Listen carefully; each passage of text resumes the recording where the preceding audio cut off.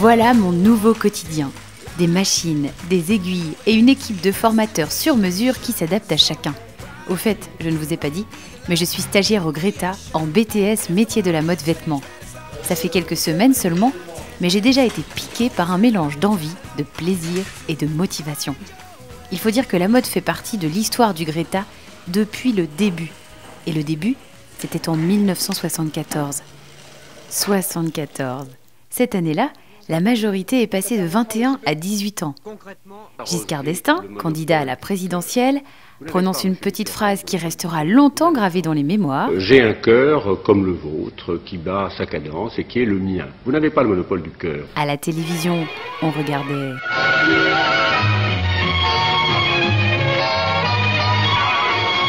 À la radio, on entendait.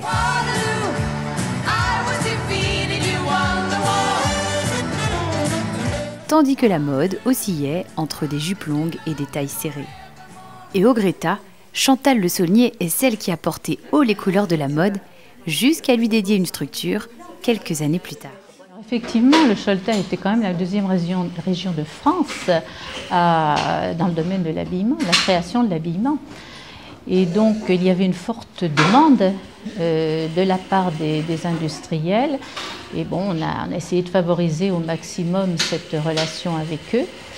Et donc, la création du lycée de la mode a été vraiment portée aussi et a permis cette extension des formations à tous les niveaux, aussi bien au niveau des petites mains, enfin des petites ouvrières de la mode, que du niveau jusqu'au BTS. Et ensuite, il y a eu également une ouverture vers la chaussure. Pour moi, ça a été, je dirais, la période la plus riche de ma carrière. J'ai eu des moments autres intéressants, j'ai eu d'autres lycées, mais vraiment, ce fut une période extrêmement riche parce que très créative. Créative, c'est exactement ce qui me plaît ici.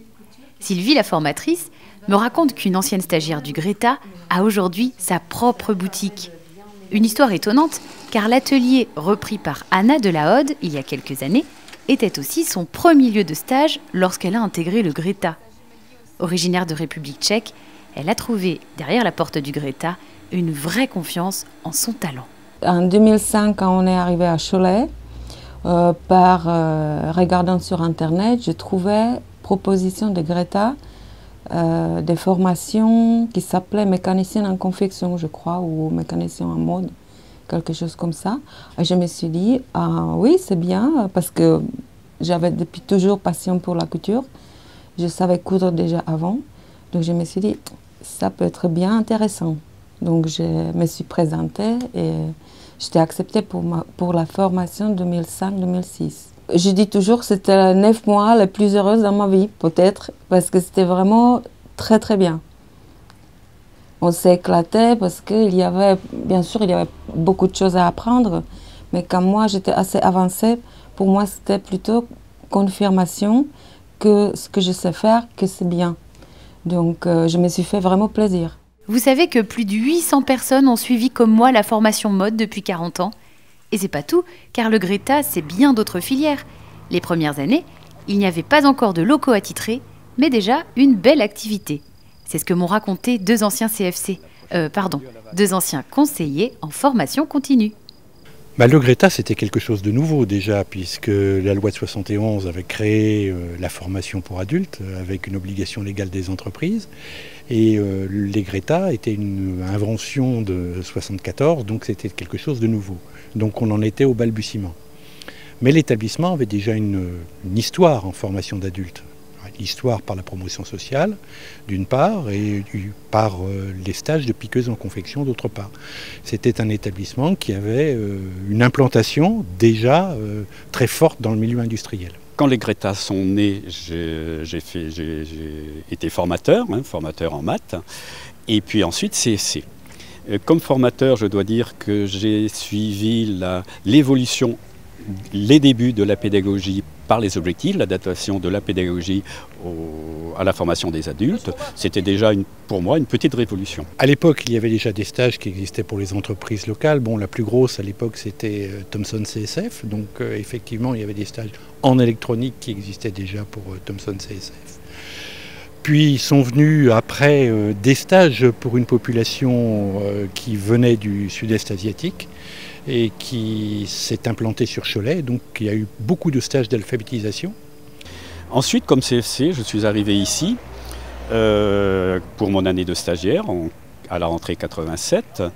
Les bureaux étaient dans un appartement de fonction, certes un peu plus large que ce qu'a pu sans doute vivre Daniel. Un petit local entre 15 et 20 mètres carrés à peu près, et une table, aucune secrétaire à l'époque, puisque c'était vraiment les balbutiements. Une machine à écrire, point final, c'était tout. Ensuite, nous avons très vite déménagé rue Jean 23 dans une école primaire. Tous les ans, on grignotait quelques salles sur l'école primaire, ce qui, ma foi, allait provoquer quelques frictions. Bon, c'était ainsi. Et petit à petit, on a occupé entièrement les locaux de la rue Jean 23. Moi aussi, j'étais en apprentissage. C'était un nouveau métier, c'était une nouvelle forme. Bon, passer du statut d'enseignant à un statut de conseiller en formation continue, c'était quelque chose de totalement différent. Et puis, bon, c'était des relations différentes.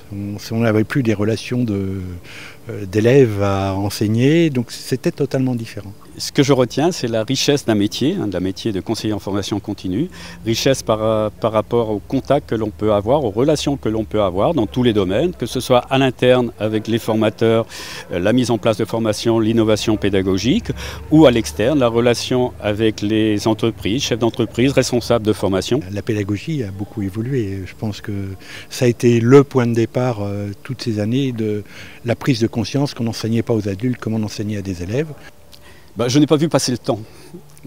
À chaque fois, je ne me souviens pas être venu au travail, à reculons, même si quelquefois le matin, je resterai bien au lit, mais jamais je ne suis venu à reculons au travail. Et ça, c'est une richesse liée à la créativité, au contact, à un environnement professionnel. Ici, ce sont les stagiaires de l'EEP, comme entreprise d'entraînement pédagogique. Ils m'expliquent que grâce à ce concept d'entreprise virtuelle du Greta, on peut travailler en situation de travail, comme dans le réel, sur des postes d'assistante commerciale, comptable ou ressources humaines, mais en utilisant les logiciels des PME. Des entreprises comme OneStep ou Fleur des Mauges sont marraines de l'EEP et fournissent des échantillons, des tarifs et des photos pour travailler sur de vrais produits. C'est Réjeanne Point, une ancienne formatrice, coordinatrice, puis CFC du Greta, qui a créé cette entreprise baptisée Fil à Fil. Aujourd'hui, il y en a 9 dans la région et plus de 6000 dans le monde. Une sorte de tremplin finalement, qui permet surtout de repartir dans l'entreprise avec des savoir-faire très concrets. Au Greta, on était vraiment une équipe très soudée, mais pas seulement entre formateurs, entre CFC, mais toute l'équipe vraiment, et on a beaucoup travaillé ensemble. Je crois que c'était pas seulement sur le Greta de Cholet, mais c'était aussi avec les autres Greta. Moi, je me souviens avoir mis en place, par exemple, les UC, les unités capitalisables, et on a travaillé avec d'autres formateurs, de d'autres Greta. J'ai beaucoup de bonheur dans ce Greta, beaucoup. Un travail vraiment très intéressant. On travaille en équipe, on travaille aussi avec des stagiaires. Donc des stagiaires qui viennent de tous les milieux, qui viennent d'un peu partout et qui nous apportent aussi. On n'apporte pas seulement quelque chose aux autres, mais c'est du donnant-donnant. Et très intéressant, vraiment. Depuis 2010, c'est aussi avec le site Michelin de Cholet que le Greta développe des relations durables, car un partenariat a été développé pour former des apprentis. Et ils sont déjà 35 à avoir suivi comme Emeline la formation au métier de conducteur d'installation de production. À travers ce partenariat, avec le professionnalisme des gens du Greta, les valeurs que l'on partage aussi par rapport au travail, on a réussi à emmener la totalité de nos apprentis passer avec succès leur CAP. J'ai beaucoup appris au niveau électricité, ça m'aide beaucoup dans la vie et puis je suis contente. Maintenant j'ai un boulot et sûr.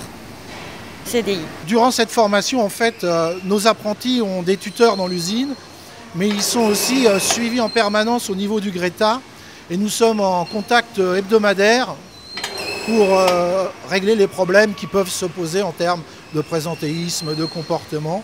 parce que tous ces jeunes ont aussi à acquérir pendant cette formation les codes du monde du travail, les comportements que l'on attend d'eux. Pour certains d'entre eux, c'est nouveau. Et le Greta, qui fait de la formation pour adultes, nous aide aussi en portant un discours qui est le même que le nôtre. Et Martine, dis-moi, cette formation Greta, ça se passe comment ? Bah écoute, ça se passe super bien. On est en pleine préparation de défilé. Et vous allez être dans les temps ? Ah oui, t'inquiète pas, on sera dans les temps. Là. C'est un super défi. Au cours du déjeuner avec les 3 CFC, j'apprends qu'on peut suivre un bac pro d'ouvrier polyvalent de restauration. C'est d'ailleurs grâce à ces futurs professionnels qu'on mange drôlement bien ce midi. Mais il existe aussi des formules innovantes, comme une formation baptisée Engage avec des activités sportives.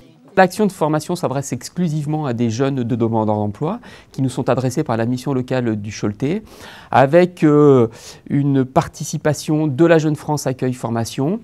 Donc l'idée de la formation est de proposer des temps d'activité sportive et puis parallèlement à cela, un travail sur l'élaboration du projet professionnel qui est mené par le Greta du Choletais. Cette action est innovante parce qu'elle nous permet de travailler sur 3 dimensions. Une dimension personnelle, puisqu'on va amener les jeunes à développer des compétences personnelles, comme par exemple le travail sur la confiance en soi. On va travailler sur une dimension sociale, puisqu'on va travailler sur les règles de la vie en société et les règles de la vie en entreprise. Et puis, on va également travailler sur une dimension professionnelle pour travailler sur l'élaboration d'un projet professionnel qui leur permette de rebondir facilement et durablement sur le marché de l'emploi. Le Greta du Choletais, c'est un Greta généraliste. On travaille à peu près sur tous les domaines, sauf peut-être la pêche. Bon, sur le Choletais, c'est normal. On a à peu près 1300 stagiaires par an et on a un chiffre d'affaires de 1 500 000 €. On est toujours très en veille avec toutes les branches professionnelles pour savoir effectivement quels seront les métiers de demain, quels seront les besoins sur notre territoire, sur notre bassin choletais, et notamment sur des métiers qui bougent. On a des équipes qui sont, je dirais, fidèles au Greta, et puis on a toujours été un petit peu sur une volonté d'innovation. Dans ce sens, la région Pays de Loire a, en 2010, déposé un appel à projet lié à l'économie verte, et on s'est positionné sur ce champ, qui est le champ de l'agriculture biologique. Alors l'objectif, c'est évidemment de déposer ce projet de vendeur spécialisé en produits bio dans ce qu'on appelle le RNCP, Registre national des certifications professionnelles, pour que ce soit une vraie valeur ajoutée pour ces stagiaires et une vraie reconnaissance vis-à-vis de cette professionnalisation et vis-à-vis de leurs compétences. On travaille dans la convivialité, on est bien reconnu sur le bassin choletais, et je dirais c'est le fruit du travail de gens qui ont un engagement par rapport à ça. C'est aussi, il y a un travail, mais aussi c'est un état d'esprit et puis un engagement. Avec mes collègues, on regarde toujours ce qu'on pourrait avoir comme innovation et comme solution à apporter aux entreprises.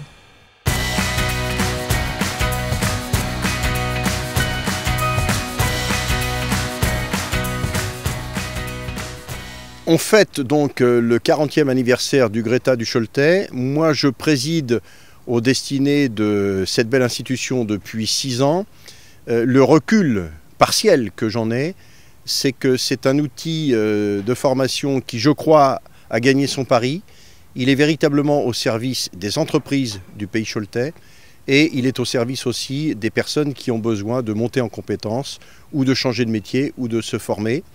Et ce que je retiens, moi, de l'expérience que j'ai du Greta du Choletais, c'est solidarité, parce qu'il y a une équipe formidable. C'est réactivité, parce que nous sommes en capacité vraiment de répondre de façon très très précise à des demandes parfois pointues des entreprises. Et puis, nous sommes en territoire de mode. Je pense que ce qui fait aussi notre attractivité et notre succès auprès des entreprises, c'est notre aptitude à faire du cousu main. Allez, plus que quelques jours pour que tout soit parfait pour le défilé. Au boulot, Martine. Alors, qu'est-ce qu'on peut souhaiter au Greta du Choletais pour ses 40 ans ? Alors, je dirais encore une belle vie comme celle-ci. Personnellement, j'y ai passé 20 ans et ça a été 20 belles années pour moi, 20 années intéressantes. Alors, je veux dire que le Greta continue de fonctionner comme il l'a toujours fait, mais en étant toujours positionné dans son environnement et en étant toujours à l'écoute des formations, de l'économie pour pouvoir mettre en place les formations souhaitées à la fois par les entreprises et par les stagiaires. Pour ces 40 ans, ce que je souhaite au Greta du Choletais, c'est qu'il continue son développement dans le sens qui est le sien, et que même il l'accentue, et qu'il soit toujours un outil au service de la population locale, et notamment industrielle. Je ne peux souhaiter que Greta que de progresser encore. Il est en bonne santé, m'a-t-il semblé. Et bien sûr, le domaine de la mode a un petit peu souffert ces derniers temps, mais le Choletais reste une terre extrêmement solide et qui rebondit bien. Donc j'ai toute confiance et dans le Greta du Choletais dans son ensemble et bien sûr dans les sections de la mode. Ce que je peux souhaiter au Greta du Choletais pour ses 40 ans, c'est de poursuivre sur sa trajectoire, tant du point de vue activité, qui devient impressionnante, et aussi sur le plan interne, de garder cette convivialité, cet état d'esprit qui a fait un peu sa marque de fabrique depuis les débuts. Je leur souhaite un bon anniversaire au Greta et puis qu'ils continuent cette formation de CAP conductrice de ligne. Je souhaite au Greta et à toutes les équipes du Greta beaucoup de réussite dans la formation professionnelle. Je leur souhaite un joyeux anniversaire de 40 ans. J'espère qu'on travaillera encore ensemble et qu'on fêtera ensemble leurs 50 ans. Et je passe un salut amical à Madame Jardin et à Monsieur Barbeau.